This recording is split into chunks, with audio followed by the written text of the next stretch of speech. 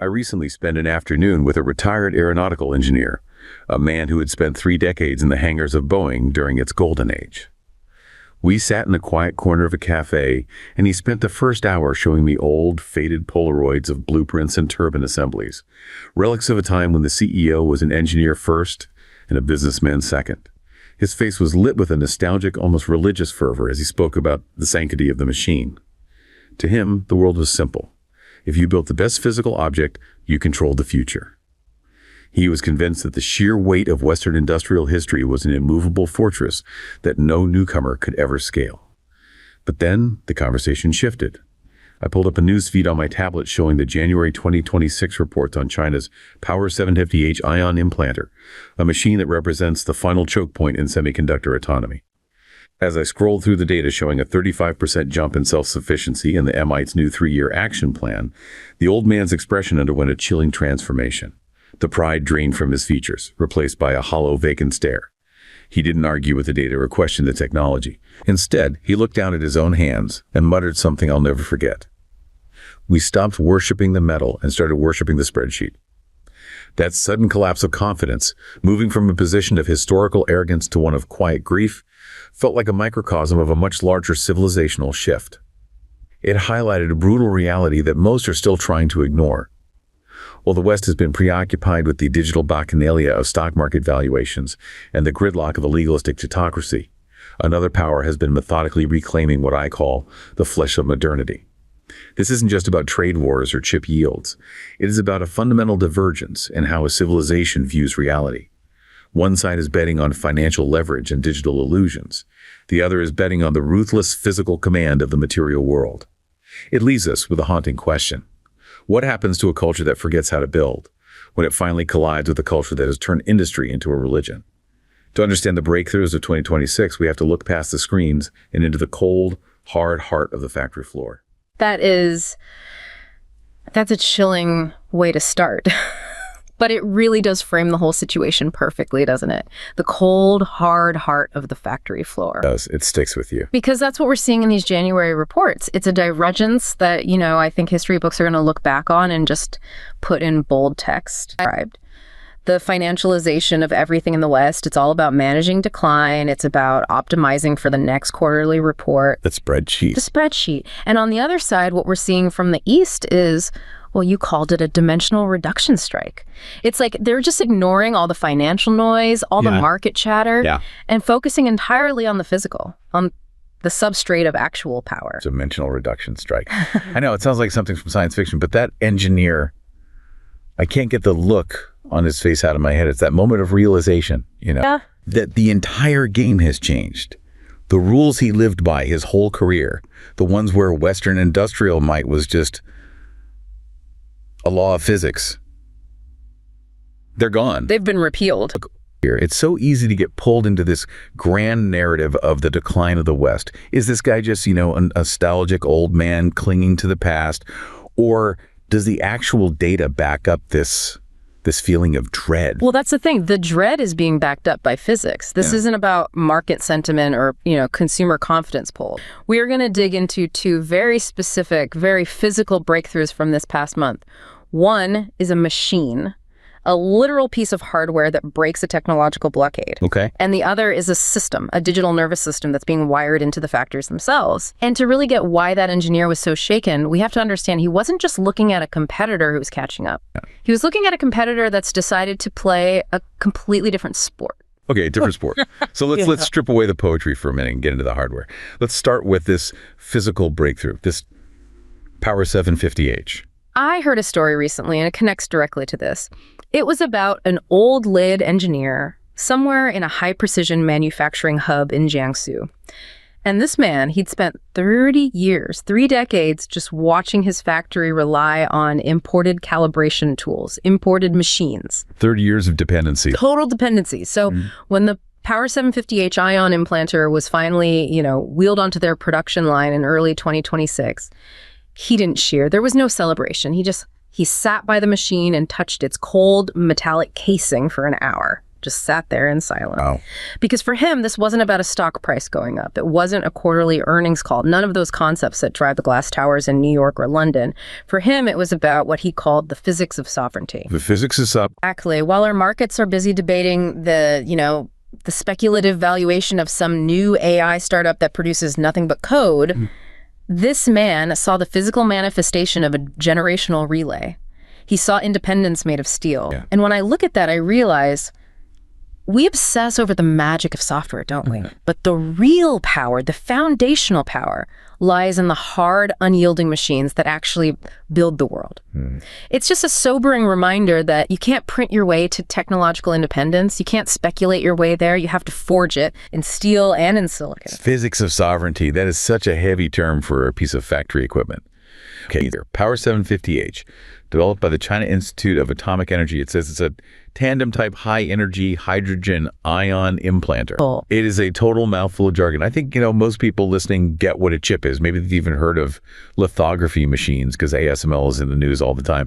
But what on earth is an ion implanter, and why is this specific one such a game changer? Okay, so think of making a chip like building a tiny microscopic city on a piece of silicon. Lithography, the thing ASML is famous for, that's the architect. It uses extremely precise light to basically draw the map, the blueprints for all the streets and buildings onto the silicon wafer. Right, it's printing the pattern. It's printing the pattern, but just having a map doesn't make the city function. You need to actually change the properties of the ground itself so that traffic, in this case, electricity, can flow where you want it to. That is what ion implantation does. So it's not drawing the lines, it's what? Paving the roads. It's more like alchemy, really. It's more fundamental. See, pure silicon is a semiconductor, but it's not that useful on its own. You have to dope it. Dope it. Yeah, you have to inject very specific impurities, a few atoms of another element, like boron or phosphorus, or in this case hydrogen, into the silicon's crystal structure. That's what changes its electrical conductivity. And the ion implanter is basically a particle accelerator in a box. A particle accelerator. A small one, but yes. It takes atoms of, say, hydrogen, strips them of electrons so they become positively charged ions. Then it uses powerful magnetic fields to accelerate them to incredible speeds, and then it literally smashes them into the wafer with pinpoint accuracy. So you're literally shooting atoms into a piece of silicon. And the key here, the reason this one matters, is in the name, energy. The report mentions 750 keV or kilo electron volts. That energy level is everything. Why does the energy matter so much? Depth. It's all about depth. If you toss a pebble at the ground, it just sits on the surface, right? Right.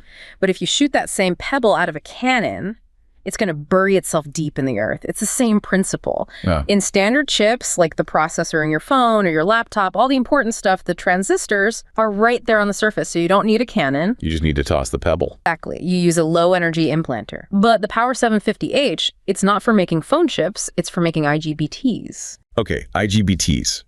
The sources keep circling back to this. Insulated gate bipolar transistors. Why is this one type of chip so critical that breaking the monopoly on making it would make a grown engineer weep? Because the IGBT is the muscle of the modern world. It's the workhorse.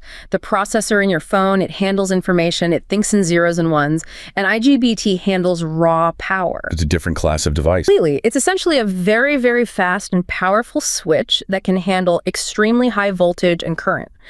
So think about an electric vehicle. The battery puts out a huge amount of DC voltage, but the electric motor needs AC voltage to run. The IGBT sits right in the middle in the inverter, switching on and off thousands of times a second to chop up that DC and create a synthetic AC wave. And it has to be incredibly robust to handle all that power. And it's not just in EVs. It's in the locomotives for high-speed rail. It's in wind turbines, converting the wild energy from the blades into stable power for the grid. It's in solar farms. It's the core component of the entire smart grid.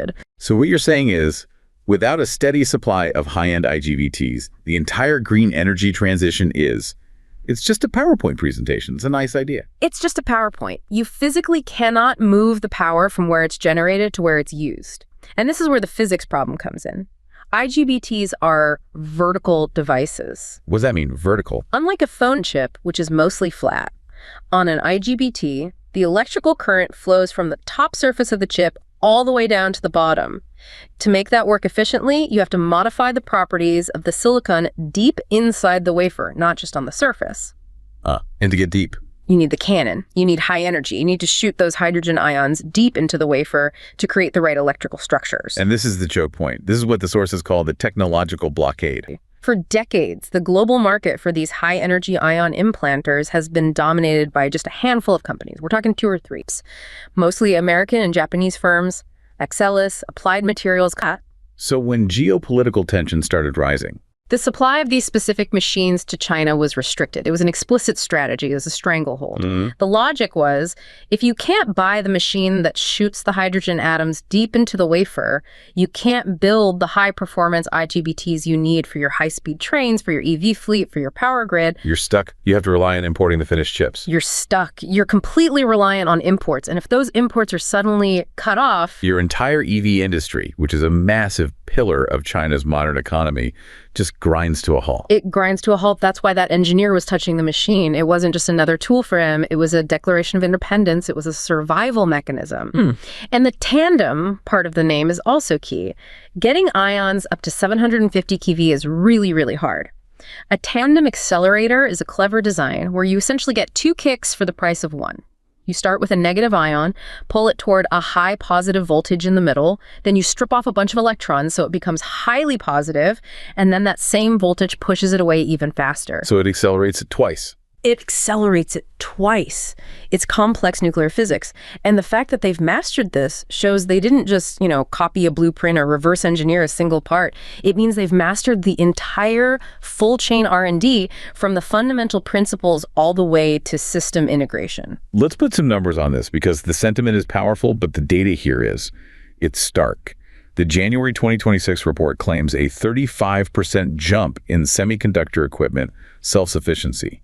35% in 1 year. That's not a rounding error. No. In the world of global supply chains, a 35% jump in domestic capability in a single year is a revolution. It's a paradigm shift. It means for every 3 of these critical machines they used to have to import, they are now building one entirely on their own, and that trend line is going vertical. This is what you call the metric of reality. It's the ultimate metric of reality. Here in the West, we might see NVIDIA's stock price jump 35%. We say, wow, the tech sector is booming.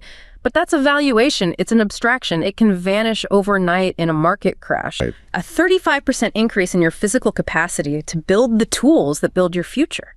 That's not an abstraction, it's ability. It brings us right back to the engineer's line, worshiping the spreadsheet. The implication is that we become obsessed with the derivative of value, the stock price, the financial instrument, while China is focused on the source of value, the actual production. The U.S. still dominates chip design, right? NVIDIA, Apple, AMD, Qualcomm, they design the most advanced chips in the world. Isn't that where the real value, the intellectual property is? Isn't the manufacturing, the flesh, just becoming a commodity? That was the core assumption of the entire globalization project for the last 30 years. Design in California, assemble in Shenzhen. The idea was you capture the high-margin, high-value IP, and you outsource the messy, low-margin grunt work. And it worked for a long time. It worked spectacularly until it didn't. The breakdown of that global system has exposed the fundamental flaw in that logic. If you design the most brilliant chip in the world, but you can't get it manufactured because you don't control the machines, your brilliant design is just a file on a server. It's a drawing. The flesh, the manufacturing capability, isn't a commodity anymore. It's the ultimate strategic bottleneck. And by methodically, painstakingly reclaiming that flesh, the ability to build the implanter, the etcher, the deposition tools, China is ensuring that no matter what sanctions come down the pipe, they can keep building the physical world of the future. So the Power 750H represents the physical breakthrough, securing the hardware.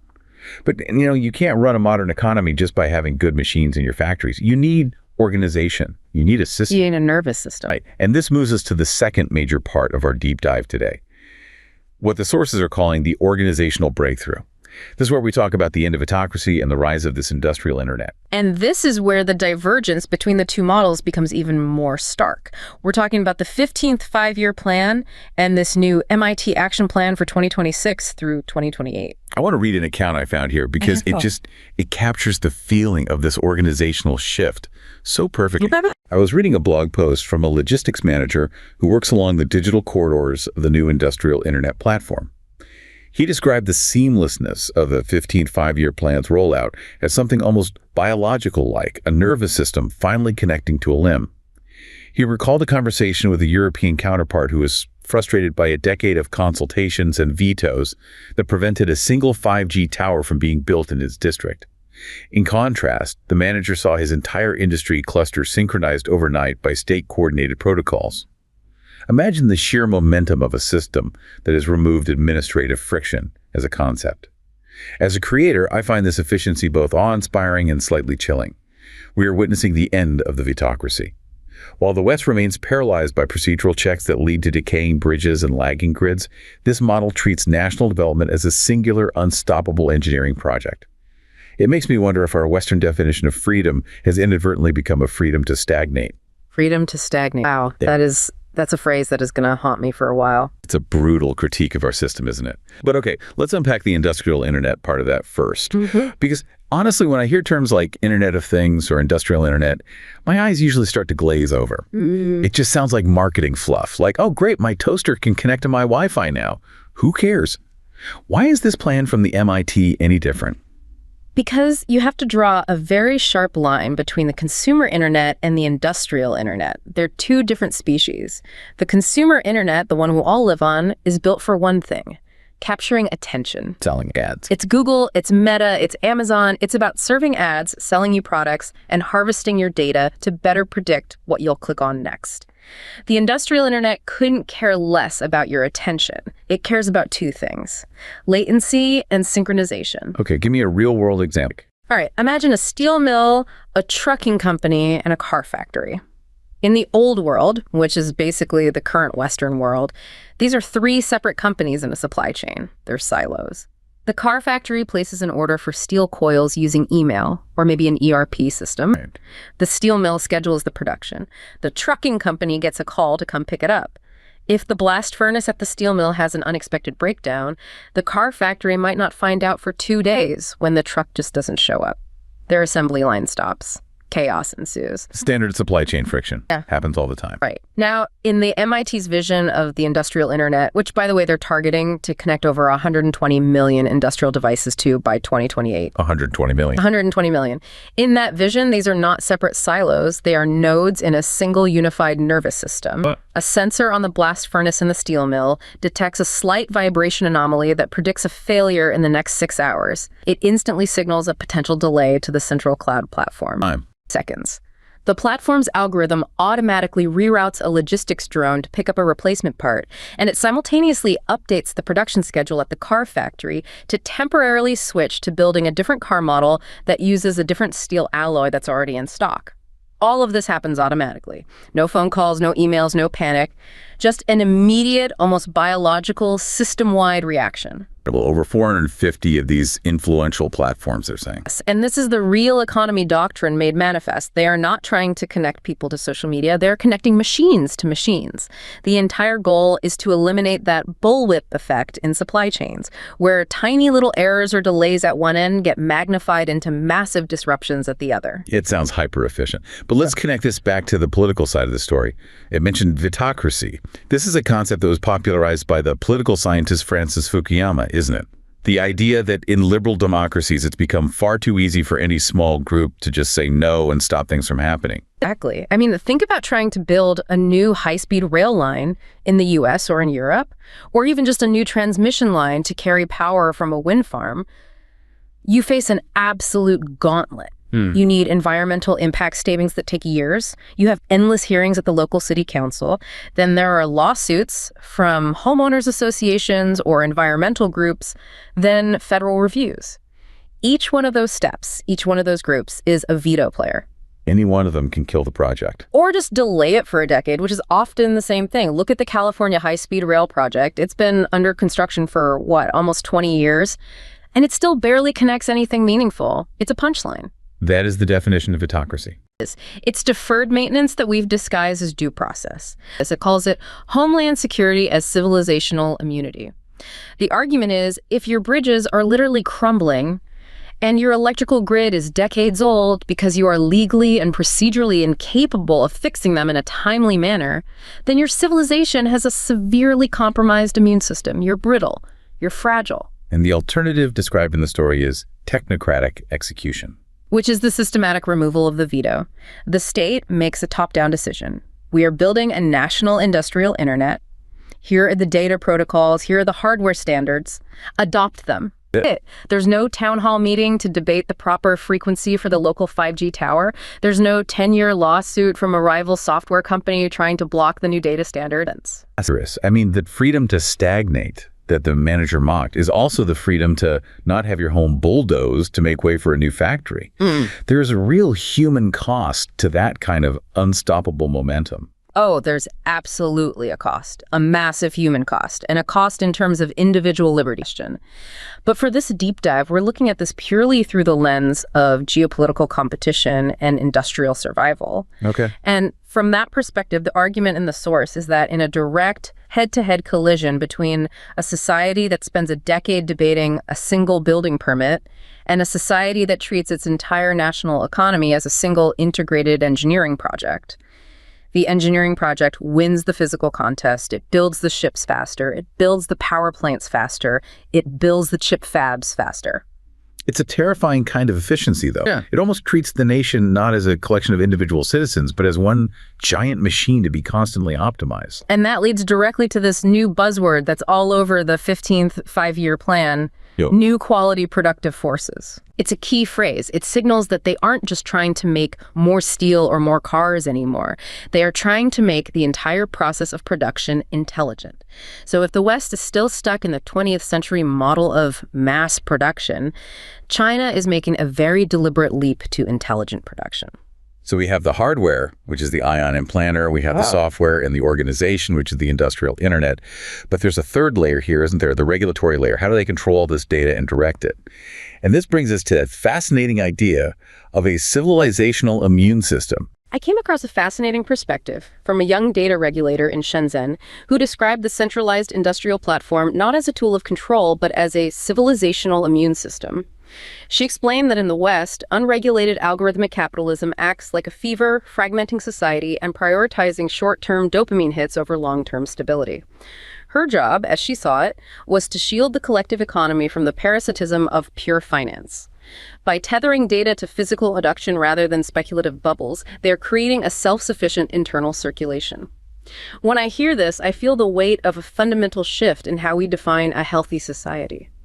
From a Western perspective, we value the chaos of the marketplace, but she views that chaos as a disease. It's a radical reframing. The state isn't just a referee, it's the architect of a digital fortress designed to ensure that the flesh of modernity, the actual goods we use, is never held hostage by the whims of global financial instability. It forces me to ask, which system is actually more stable when the next global crash hits? Algorithmic capitalism acting like a fever. That's, I mean, that is a stinging indictment of our entire online world. When you look at what the algorithm does to our political discourse, to our mental health, to our attention spans, it absolutely fragments us. It promotes outrage because outrage drives engagement, and engagement sells ads. It's the cognitive virus concept that the sources get into. From her perspective, in the West, data is primarily used to capture and monetize human attention. It's used to keep you scrolling, keep you clicking. And the Shenzhen regulator looks at that and sees a sickness, a colossal waste of human capital and potential. Her question is, why are your society's brightest PhDs in mathematics and computer science spending their careers figuring out how to make teenagers click on ads more efficiently? So her job, and the whole point of this immune system, is to completely repurpose data. Exactly. To retether data to production, not to speculation. In her world, data shouldn't be measured by user engagement. It should be measured by factory yield rates, by energy efficiency gains, by logistics optimization. They are deliberately building what they call an internal circulation operating system. Internal circulation. That's a term we're hearing more and more from them, isn't it? It is the central economic concept. It means creating a domestic economy that is robust enough to survive and thrive, even if the rest of the world decides to cut it off completely. If the global financial system, which is still dominated by the US dollar, has another 2008-style meltdown, or if geopolitical tensions lead to a full-scale trade embargo, their internal circulation is designed to keep the factories running, the food supply moving, and the lights on. It is resilience by design. The sources make a really interesting comparison here between three different regulatory approaches, the US, the EU, and China. It's worth breaking those down. The US approach is described as being security-centric, but also highly reactive. So we see a perceived threat. TikTok is the perfect example, and the immediate reaction is panic, ban it, force a divestment. We focus entirely on who owns the platform because we view it as a potential weapon of information warfare. Right. But, and this is the crucial failure that the source identifies, we do nothing to fix the underlying societal fragility that makes the weapon effective in the first place. We can ban TikTok, but we still have an economy and a media landscape that runs on outrage and dopamine hits. We haven't cured the fever, we've just smashed one of the thermometers. Okay, so that's the US. What about the EU? The EU is described as normative. It's bureaucratic. They love to write rules. They give us GDPR on data privacy. They give us the Digital Services Act to regulate content. They're focused on principles, on rights, on ethics, and it's all very noble. But the critique is that they lack the industrial muscle to back it up. The EU has become the world's great regulatory referee, but they don't really have any of their own championship teams on the field. They spend their time regulating American tech giants and Chinese tech giants precisely because they don't have any of their own at that scale. Which leaves the third model, the Chinese architectural approach. Exactly. They aren't just writing the rules of the game, they are the architects building the entire stadium. They build the platform itself. They control the physical servers, the fiber optic cables, the cloud infrastructure, and the core algorithms. They don't just regulate the market from the outside, they structure the market from the inside to serve the strategic goals of the state. If the number one goal is industrial sovereignty, then the entire internet is tuned and optimized to support industry, not consumer distraction. It's a digital fortress. I mean, to a Westerner, that sounds incredibly stifling. I value my freedom to browse whatever I want, to criticize, to be exposed to chaotic ideas. But looking at it from a pure survival standpoint, from that civilizational immunity perspective, you can see the cold logic. If a mimetic virus, as they call it, a wave of financial panic or political misinformation, hits the West, it can spread through our open system almost instantly.